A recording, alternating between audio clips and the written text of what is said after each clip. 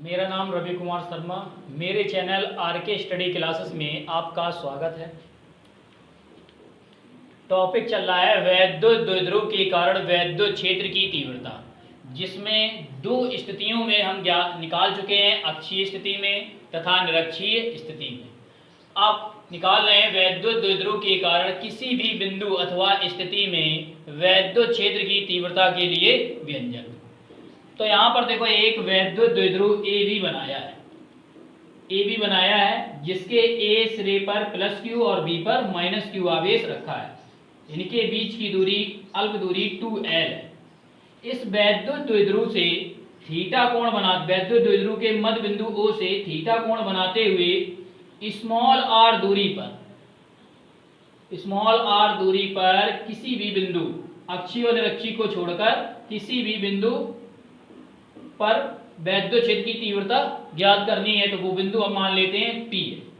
इस बिंदु पर ज्ञात करने के लिए क्या करते हैं, वैद्युत द्विध्रुव AB की दो वैद्युत द्विध्रुव की कल्पना करते हैं। एक वैद्युत द्विध्रुव हमने क्या बनाया है, बिंदु P की दिशा में, यानी A1 B1 वैद्युत द्विध्रुव जो बना है इस बिंदु P इसकी अक्ष पर है। तो वैद्युत द्विध्रुव की दिशा क्या होगी, इसकी वैद्युत द्विध्रुव की दिशा हो जाएगी इसकी, ये वैद्युत द्विध्रुव की दिशा होगी। इस दिशा में वैद्युत द्विध्रुव P cos थीटा। अब एक वैद्युत द्विध्रुव हमने बनाया है, ये इसका नाम दे देते हैं, ये कर देते हैं A1 और ये कर देते हैं B1, जिससे दिशा होती है माइनस से प्लस की ओर। और B में हम कौन सा रखते हैं, माइनस, और ये A पे क्या होगा, प्लस। तो यानी B से A की ओर दिशा हो जाएगी ये इस तरीके से। इसके बाद इसमें वैद्युत द्विध्रुव A2 B2 में V2 से A2 की ओर, यानी यहाँ पर माइनस है तो यहाँ पर आवेश कौन सा होगा, प्लस होगा। जैसे यहाँ पर दिखा देते हैं, ये माइनस के क्यू आवेश, तो यहाँ पर कौन सा होगा, प्लस के क्यू आवेश।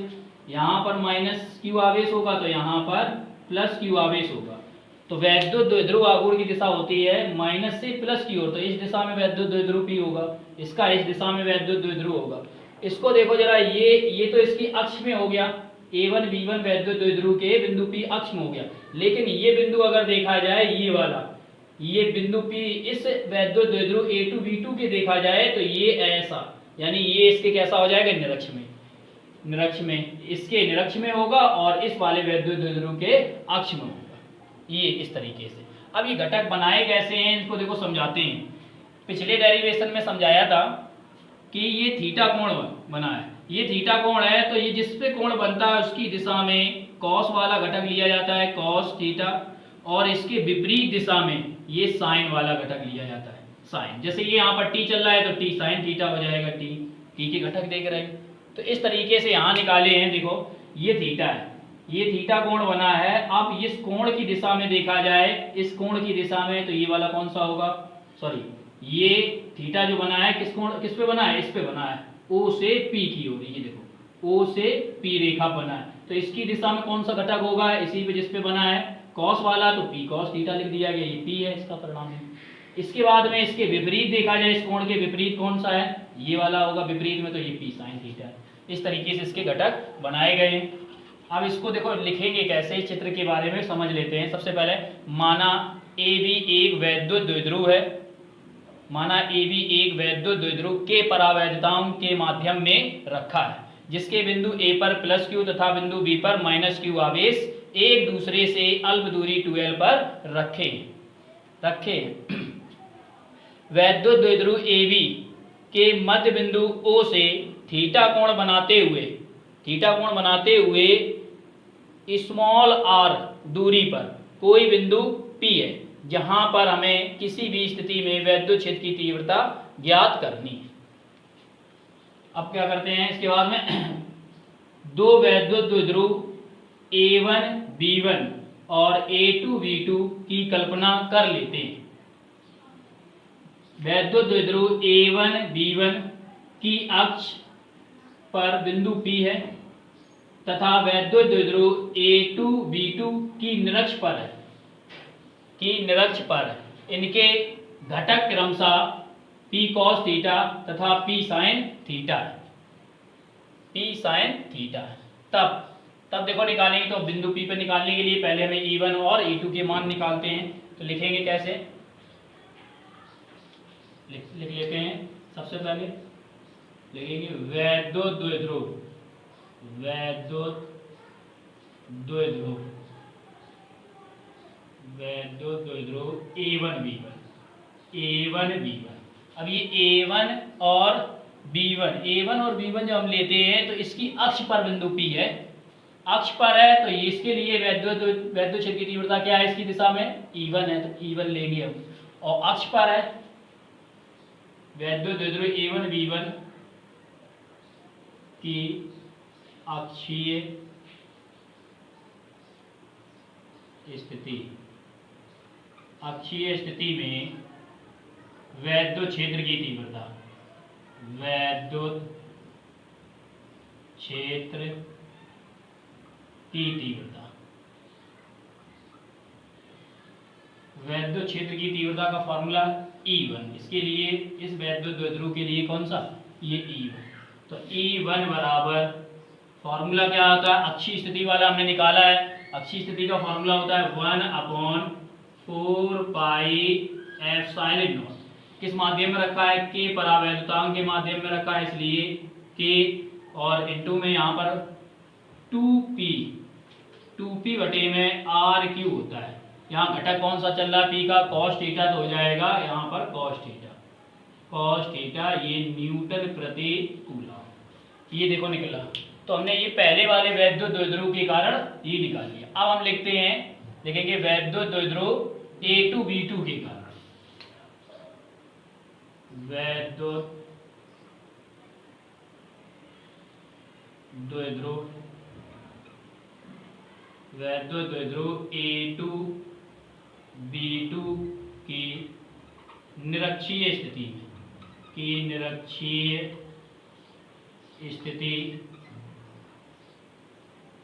स्थिति में वैद्युत क्षेत्र की तीव्रता, वैद्युत क्षेत्र की तीव्रता, देखो इसके लिए तीव्रता निकालें तो ये हो जाएगी E2 बराबर वही 1/4 pi epsilon not K into. अब निरक्षीय स्थिति में फॉर्मूला होता था P बटे में RQ, ये फॉर्मूला। यहाँ पर घटक कौन चलेगा, इसका साइन वाला, तो इसको हम लिखेंगे यहाँ पर P साइन थीटा, और बटे में ये है RQ चल रहा है, तो ये लिख गया। मात्रक वही न्यूटन प्रति कूलम, ये बना जाके। अब क्या करते हैं, बिंदु P पर परिणामी वैद्युत क्षेत्र की तीव्रता लिखेंगे। बिंदु P पर परिणामी वैद्युत क्षेत्र की तीव्रता, वैद्युत क्षेत्र की तीव्रता,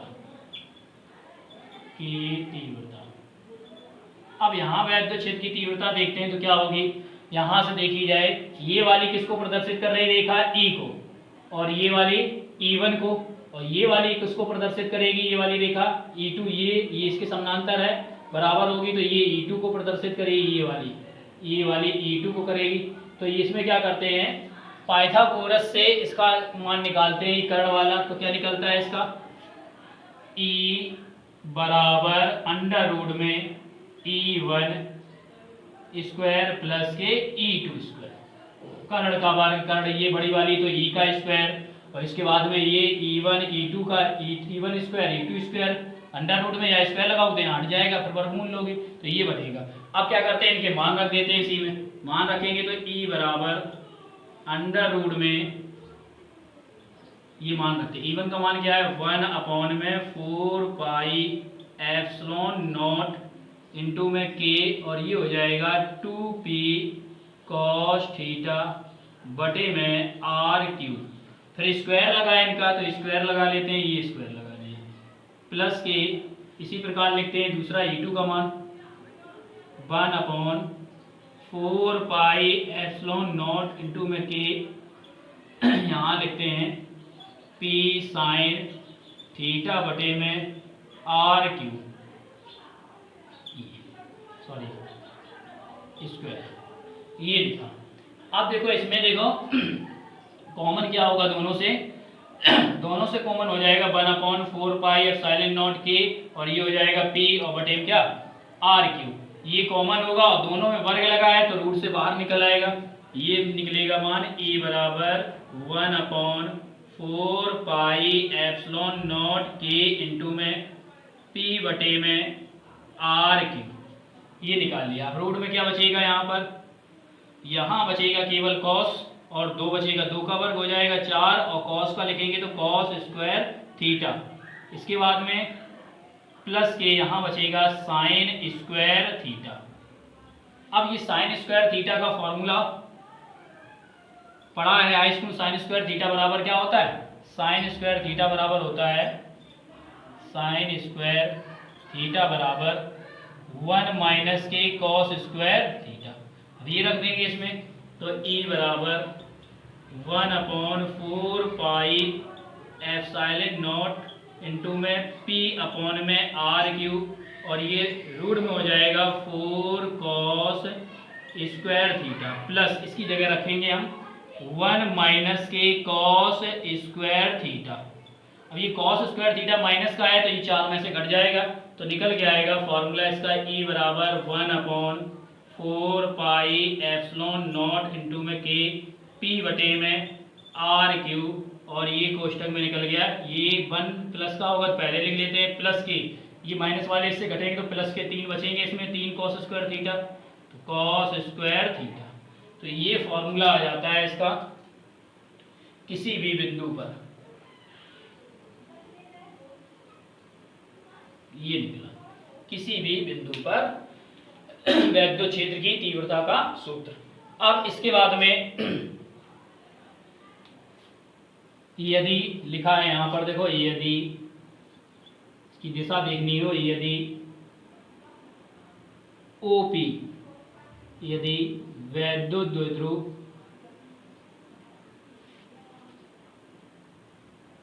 या सीधे लिख लेते हैं, यदि वैद्युत क्षेत्र E OP, O से ये P, OP से फाई कोण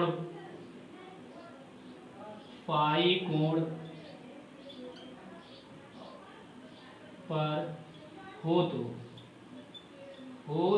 फाई कोण पर हो तो, यदि वैद्युत क्षेत्र E जो है OP से फाई कोण पर हो, ये OP है इससे ये फाई कोण पर है, तो देखो इसकी झुकाव निकालते हैं, तो tan फाई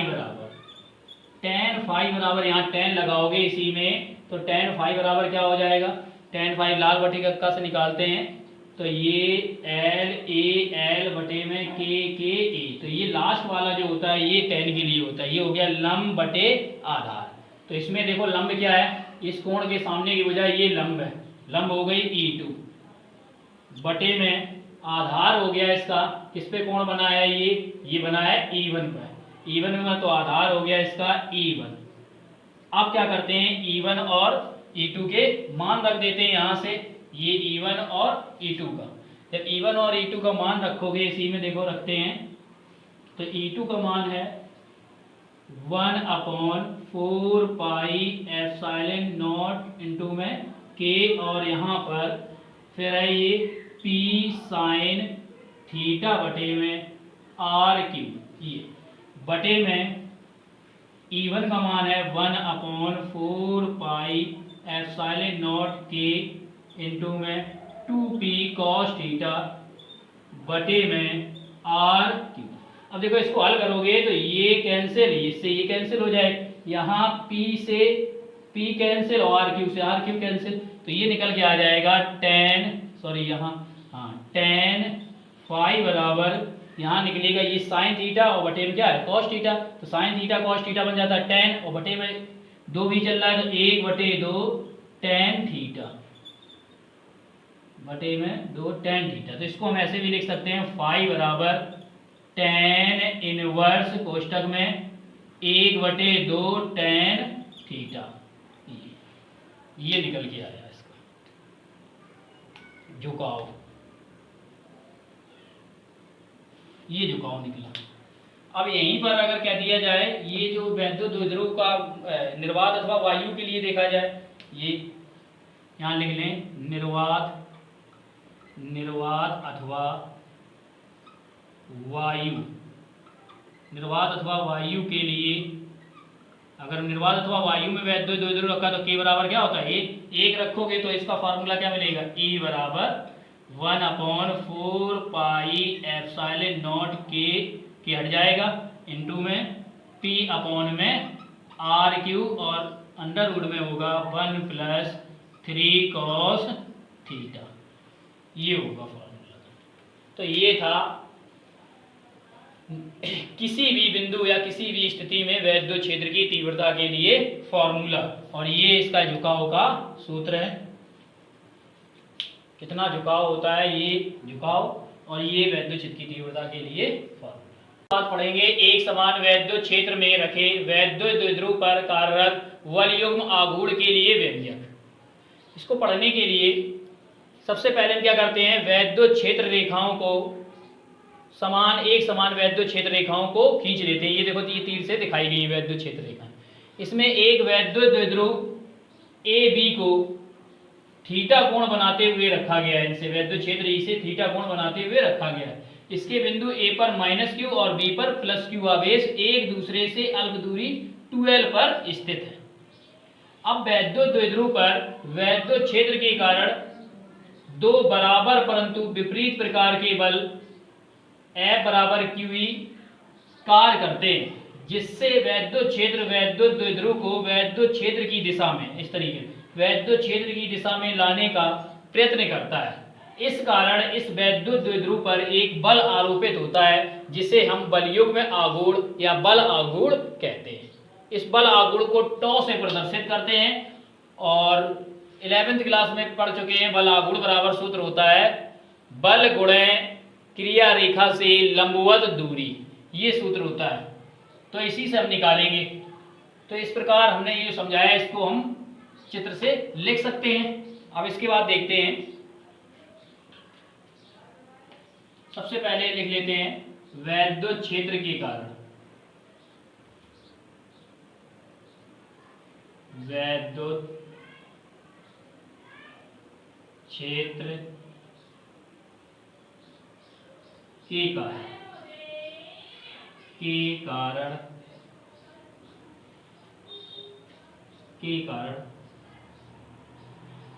वैद्युत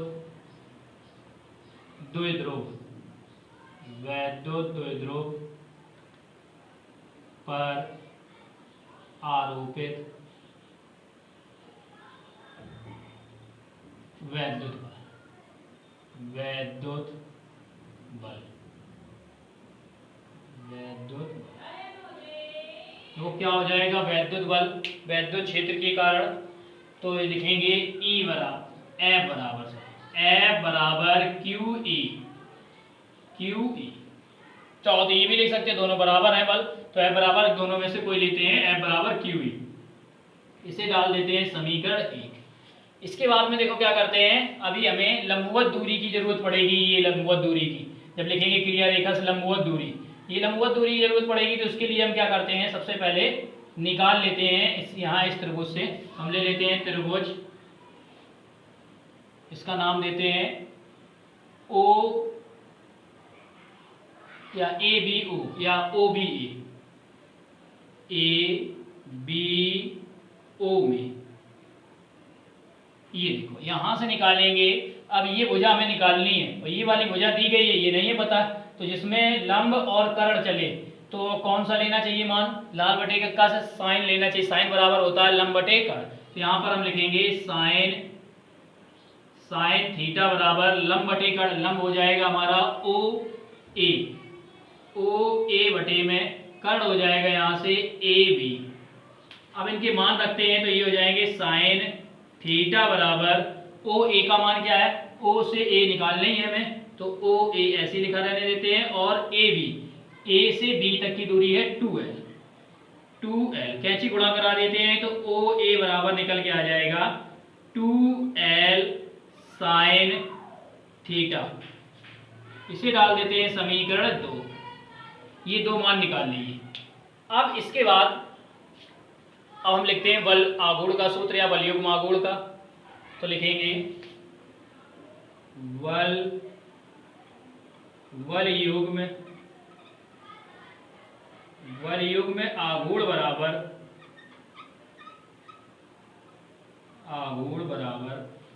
यानी बल युग्म आघूर्ण होता है टॉ बराबर होता है बल गुणे लंबवत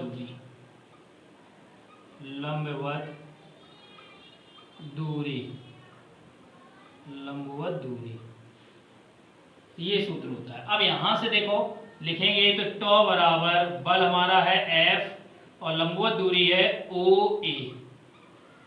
तो समीकरण 1 हुआ 2 से, ये समीकरण 1 से बल का फॉर्मूला निकाल लिया और समीकरण 2 से लंबवत दूरी निकाल लिए। तो लिखेंगे समीकरण 1 हुआ 2 से F तथा OA के मान रखने पर रख दो। देखो मान रखेंगे इसमें तो ये मिलेगा टॉ बराबर F की जगह रखेंगे QA गुणे इसकी जगह 2L साइन थीटा, ये रख दिया। इसको एक साथ लिखते हैं तो ये बन जाएगा टॉ बराबर 2L और Q को पास में रख दिया इनटू में, ये बन गया E साइन थीटा। ये देखो पहले से पढ़ रखा है 2L क्या होता है, वैद्युत द्विध्रुव आघूर्ण। ये होता है वैद्युत द्विध्रुव आघूर्ण P बराबर 2L। तो हम 2L की जगह रखेंगे P। जब P रखेंगे तो बल आघूर्ण का फॉर्मूला निकलेगा टॉ बराबर PE साइन थीटा। तो ये फॉर्मूला निकल के आता है और इसका मात्रक क्या निकलेगा, बल का न्यूटन होता है, दूरी का मीटर। तो यहां से मात्रक भी लिख सकते हैं इसका हम न्यूटन इंटू मीटर। ये फॉर्मूला निकल आया।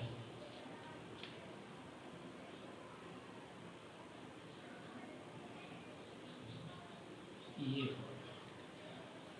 अब इसकी विशेष स्थितियां बनती हैं। विशेष स्थितियां पहली विशेष स्थिति है, ठीक है, जब वैद्युत द्विध्रुव, ये वैद्युत द्विध्रुव इसमें प्लस क्यू आवेश यहाँ माइनस क्यू आवेश इसके क्षेत्र की दिशा में रखा हो, चुंबकीय क्षेत्र की दिशा में, ये देखो रखा चुंबकीय क्षेत्र की दिशा में। तो थीटा बराबर क्या होता है 0 और PE साइन थीटा में 0 रखो तो साइन 0 का मान क्या होता है 0। तो बल आघूर्ण क्या आएगा 0 आएगा। दूसरी स्थिति इसकी बनती है, अगर इसी को वैद्युत द्विध्रुव आघूर्ण को घुमा देते हैं ऐसे, तो घुमाओगे इसके साथ कितने अंश का कोण बना, ये वैद्युत क्षेत्र की दिशा, ये 180 अंश का कोण बनेगा। तो थीटा बराबर 180 अंश रखोगे तो टॉ बराबर PE साइन 180 हो जाएगा। साइन 180 अंश का मान कैसे निकालते हैं, देखो साइन 90 प्लस 90 ये आता है आपका दूसरे चतुर्थांश में, और दूसरे में क्या होता है साइन को छूट होती है, तो ये क्या होगा इसके आगे माइनस नहीं लगेगा। इसके बाद में क्या होता है खड़ी हुई लाइन में मान चेंज होते हैं, ये 90 और 270 पे, तो ये 90 है तो साइन कॉस में चेंज हो जाए, कॉस 90 का मान 0 होता है, इसलिए देखो यहाँ पर साइन 180 अंश का मान निकल आया 0। साइन 180 अंश का मान 0 हो गया, टॉ बराबर 0। अब तीसरी स्थिति इसकी बनती है, थीटा बराबर 90 अंश लेते हैं। अगर यही वैद्युत द्विध्रुव इस तरीके से रखा था, इस तरीके से रखा, अगर ऐसे लंबवत रखा हो तो ये 90 अंश का कोण बनाएगा। इस तरीके देखो रखा है 90 अंश का जब कोण बनाएगा तो थीटा बराबर 90 रखेंगे तो टॉ बराबर PE साइन 90, और साइन 90 का मान क्या होता है 1 होता है, तो टॉ बराबर PE आता है। ये अधिकतम मान प्राप्त होता है, अधिकतम मान प्राप्त होता है, इसलिए इसे टॉ मैक्सिमम से लिख सकते हैं। इसके बाद देखो एक बार इसको समझ लेते हैं। इसको समझने के लिए वैद्युत क्षेत्र के कारण वैद्युत द्विध्रुव पर आरोपित बल लिख लेते हैं, इसी से लिखते हैं हम बल। पहले इसकी भाषा लिख लेते हैं, चित्र से कैसे लिखेंगे।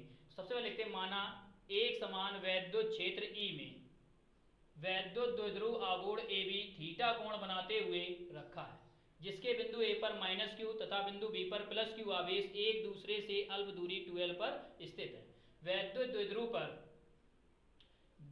दो बराबर परंतु विपरीत प्रकार के बल कार्यरत हैं या लगते हैं, जो इसे वैद्युत क्षेत्र की दिशा में लाने का प्रयत्न करते हैं, जिससे इसमें एक बल युग्म उत्पन्न होता है, जिसे हम बल युग्म आघूर्ण कहते हैं। इसे टॉ से प्रदर्शित करते हैं। ये टॉ बराबर फॉर्मूला होता है बल गुणे लंबवत दूरी। अब क्या करते हैं, यहाँ से एक बल का फॉर्मूला लिख लेते हैं F बराबर क्यू ई। फिर क्या करते हैं, इस त्रिभुज को लेते हैं, ये त्रिभुज से यहाँ से हम इस दूरी को निकालने के लिए साइन लेते हैं, साइन से ये दूरी निकालते हैं, ये देखो निकाली, साइन बराबर क्या हो जाएगा, लंब बटे कर्ण। तो लंब ये और कर्ण ये। इसके बाद में यहाँ से ए बी का मान क्या है 2l रख देते हैं, ओ ए बराबर 2l साइन थीटा निकल आता है। अब ये दोनों ओ ए और एफ का मान वलयुग्म आघूर्ण में रखते हैं, रखने के बाद जैसे रखते हैं इसमें, तो ये हमें मिलता है यहाँ पर 2Lq, इनको पास में लिखते हैं 2Lq। 2Lq क्या होता है, वैद्युत द्विध्रुव आघूर्ण होता है P, पिछली क्लास में पढ़ चुके हैं।